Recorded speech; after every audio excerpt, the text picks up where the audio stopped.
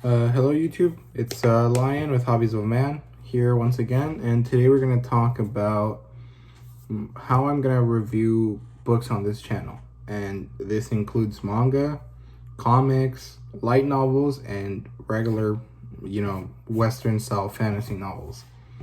And so let's switch to the face cam view with the documents that I can show you exactly what I'm talking about. Okay, here it is. I wrote it all down. So I have 3 major goals for each review. And so the first goal that I have is to be as objective about the things that I can be objective about as I can. And these are technically all art, but there are certain things within art that can be relatively objective or quantifiable in a certain way, or that are required to be there in order for a story to be good. Yes, hopefully. Anyway, so the things that I think I can be objective about are plot, characterization, and world building. And yes, technically, these things are subjective in the sense that I have to like them. But I'm gonna try my best to look at it in terms of whether it accomplishes the sake of having a plot, the sake of having characterization, and the sake of world building. And these are the 3 things that I'm gonna really grade books on. Okay, so each of those is out of 5. And then I'm gonna add the 3 out of 5, the 3 things out of 5 together. So that's 15 points, and then I divide it by 3, and then that gives me a score out of 5 with a decimal to the nearest, and then I'm going to round to the nearest 10th. Hopefully, that's not too confusing to visualize, and I'll probably do an example so that we can be on the same page. So those are the 3 things that I'm actually judging to give a rating, okay? And after that, the other goal that I want to have in my reviews is to showcase subjective aspects that affect enjoyment. And that's art and fan service. And okay, technically the art style also has objective pieces, but I'm not an artist, and I don't know what makes good art in the sense that, like, how the panels are laid out and how line weight affects it and stuff like that. I don't know that. I know the words because I am friends with a couple artists, and I've watched enough videos to know that those words mean things, but I don't have enough experience to judge it myself. So I'm only going to judge it subjectively on whether I like it or not. And the other thing that falls under this category is fan service. And the reason why fan service is important is because some people don't like it. Heterosexual men are not going to like fan service that is for women, right? Or like that is about men, like being shown off. And heterosexual women might not like fan service that is about women being objectified, I guess would be the correct word. And some people might not want to watch anything that's even, or read anything that's even slightly ecchi. Ecchi meaning raunchy or saucy, or in other words, mildly very sexual in terms of manga and light novels. And so this is important to highlight for those people that don't like it, or for people that are reading to enjoy fan service, and they need to be aware of it. And I think it's important. I don't really care if my manga and light novels have fan service or not, but if they have it, I'd rather it be good or interesting to me than if they didn't, than if it wasn't, right? Hopefully that makes sense, and it's not really that odd. And the third objective, or the third goal for my review, is to highlight things of interest. The three things that I think are most interesting are uniqueness, which is subjective. And basically it's like, if every light novel I read is an isekai, which of these isekai is more interesting than the other? At least to me.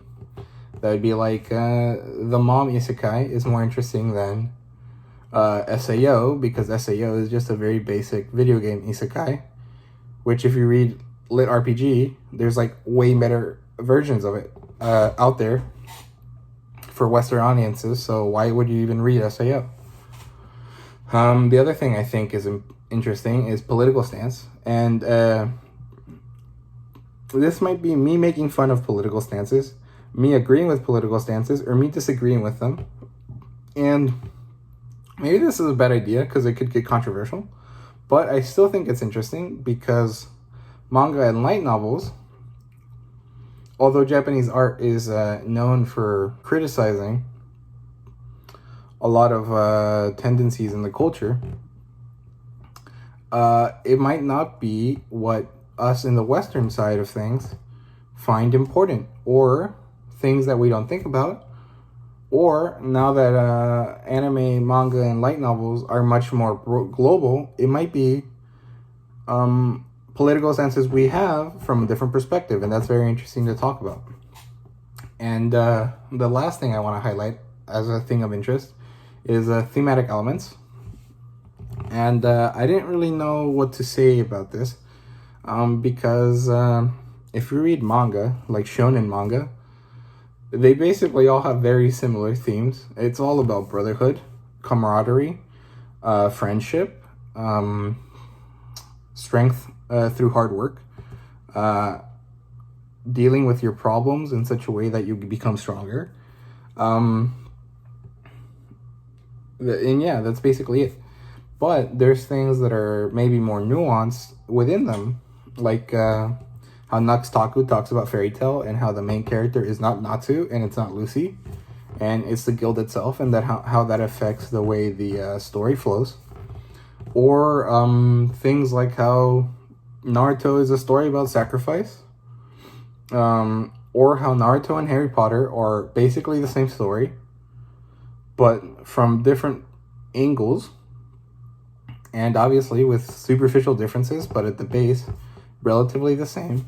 Or how the mom isekai is about the decay of relationship between parents and their children, and how it's negatively affecting us.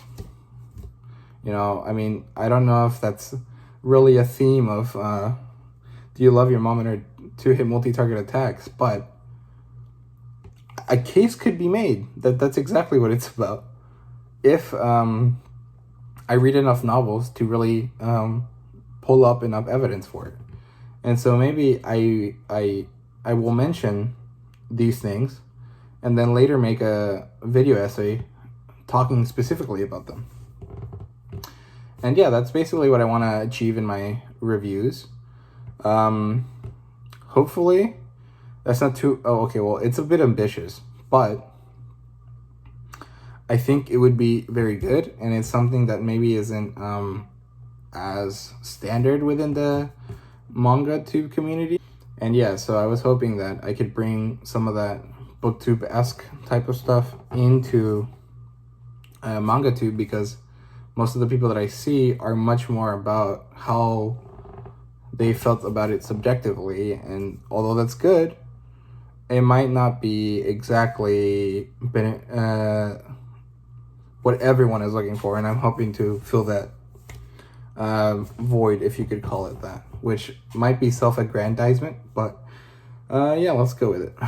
And so the other thing I wanted to touch on is my review grade scale. So it's out of 5, and it's with decimals rounded to the nearest 10th, and I already said that, but what I really wanted to highlight is that if it's a 2.5, more than 2.5 but below 3, that's an average score, which means that it's enjoyable, but it's nothing out of this world. A 3 is good, a 4 is great, and a 5 is amazing, which I would say is best of all time, but not really. Plus, as objective as I want to make my grading, my feelings at the time of reading are still going to affect how I see it. If I'm not in the mood for a comedy, I'm going to probably grade it more harshly than if I was in the mood for it. And there's also the problem of the fact that different genres will have different strengths. Like a shonen will definitely have plot, characterization, and world building, but will mostly focus on the characterization and the world building, because plot line is basically beat the evil guy, right? And a comedy is going to probably focus on plot and characterization, because in order to be funny, you have to have plot and character. Like, you have to have timing, you have to have good interactions between people, and you have to have a plot that, even if it's not very important, drives the characters' interactions forward, right?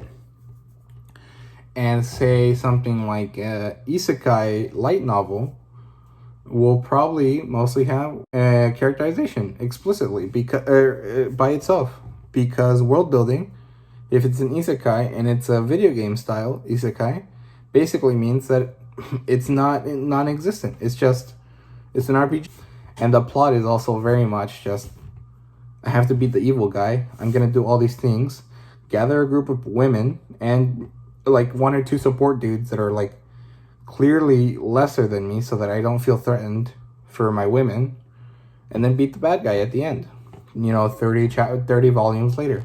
And that's just how they kind of go. And yeah, that's basically it. I also think that if it's 2.5 or above, I will consider getting the next volume. If it's a 3 or a 4, I will probably get the next volume. And if it's a 5, I will definitely get the next volume. And this only functions for things where I only have the first volume. If I purchase things in groups and I get more than one volume, I'll read up to the third volume and then do my review, and then decide if I should get the next volume from there. Yeah. Oh, that's actually brings up another point.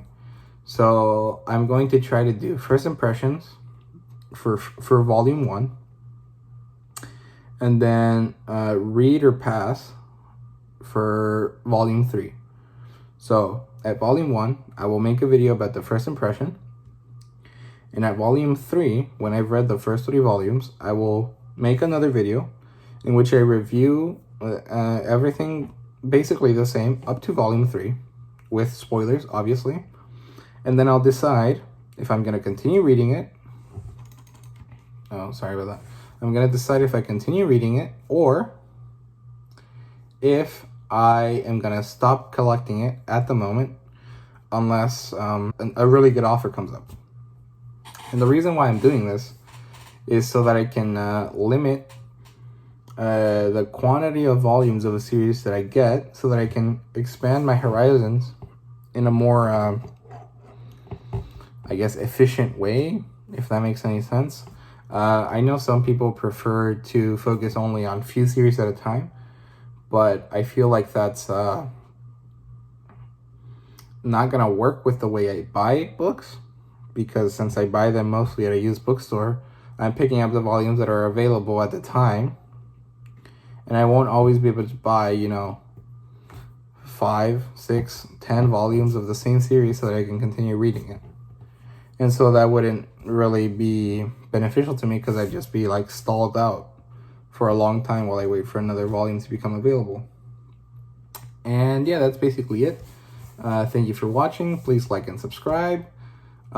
Leave comments down below, and let me know what you think about my review rubric, if you will. Oh, I'll also be adding a teaser about the way that I want to organize my book reviews on the video. So like, I want to have like a screen kind of like this one, where I have a face cam, cover, and then information such as well, you'll see it at the end. Please let me know if you like that, or if you want me to just talk out loud while holding the book. Yeah, that would be really helpful. Thank you very much. You guys have a nice night.